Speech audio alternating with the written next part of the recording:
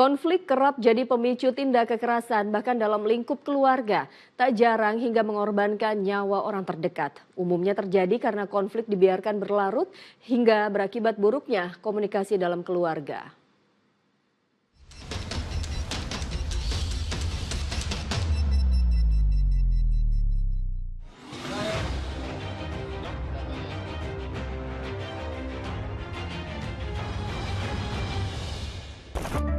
Konflik dalam keluarga kerap kali berujung hilangnya nyawa. Dalam sepekan terakhir, sejumlah kasus menguak, di antaranya di Kabupaten Ogan Komering Ulu Timur, Sumatera Selatan. 25 April 2025, seorang pejabat sementara kepala desa Bangunrejo tewas setelah ditembak oleh anak kandungnya. Nyawa perempuan berusia 50 tahun itu tidak tertolong meski sempat dibawa ke puskesmas. Kematian perempuan bernama Heli Febrianti itu bermula saat korban yang hendak melaksanakan pembagian bantuan langsung tunai bertemu tersangka di rumah. Tersangka bernama Gusmadi Wiranata naik pitam saat permintaan uang ditolak oleh korban. Mendengar jawaban korban, tersangka pun marah lalu mengambil sepucuk senjata api rakitan diletuskan ke tubuh ibunya. Di Bogor, Jawa Barat, hanya karena dilarang nongkrong dengan temannya, seorang mahasiswa nekat membunuh bibinya. Konflik keluarga terjadi di sebuah rumah di Kelurahan Kedung Waringin, Tanah Serial, Kota Bogor.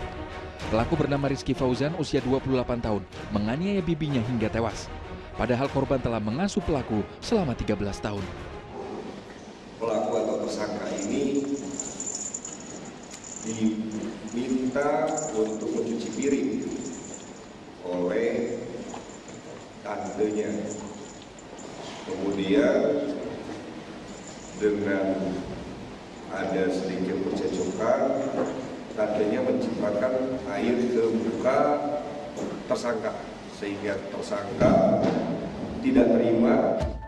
Di Banjarnegara, Jawa Tengah, hanya karena ribut pasangan suami istri, anak menjadi korbannya. Seorang pria warga desa Kutawuluh, Kabupaten Banjarnegara, menganiaya putri kandung setelah cekcok mulut dengan istrinya. Pria berusia 37 tahun itu dengan keji menganiaya putrinya yang berusia 14 tahun dengan pisau dapur. Walau nyawa korban selamat, remaja itu menderita sejumlah luka. Di Morowali Utara, Sulawesi Tengah, dua pria kakak beradik membunuh ayah kandungnya karena dendam. Korban sering mabuk dan menganiaya ibunya. Peristiwa tragis dalam keluarga itu terjadi di desa Lembon Tonara, Mori Atas, Morowali Utara. Kedua pelaku ditangkap polisi setelah sempat melarikan diri usai membunuh. Rentetan kasus di atas menandakan konflik dalam keluarga kerap kali penyelesaiannya tidak dengan kepala dingin. Umumnya akibat buruknya komunikasi dalam keluarga serta kurangnya peran lingkungan. Karena contohnya misalnya ada salah satu kasus yang yang dua anak bunuh ayahnya ya. Kalau buat saya itu kan sebenarnya apakah dua anak ini sebenarnya berniat melakukan tindak kekerasan? Rasanya tidak. Berarti kan ada rentetan sebelumnya tuh bahwa iya dari bapaknya yang mabuk-mabukan mungkin sering melakukan KDRT ke ibunya gitu ya. Nah ini kan hal-hal yang seharusnya lingkungan itu punya intervensi supaya mencegah jangan sampai anak-anaknya sampai pada titik anak-anaknya membunuh ayahnya gitu. Konflik adalah sesuatu yang tak bisa dihindari, termasuk dalam lingkungan keluarga. Harus dipahami, menyelesaikan konflik dengan kekerasan hanya menambah masalah baru.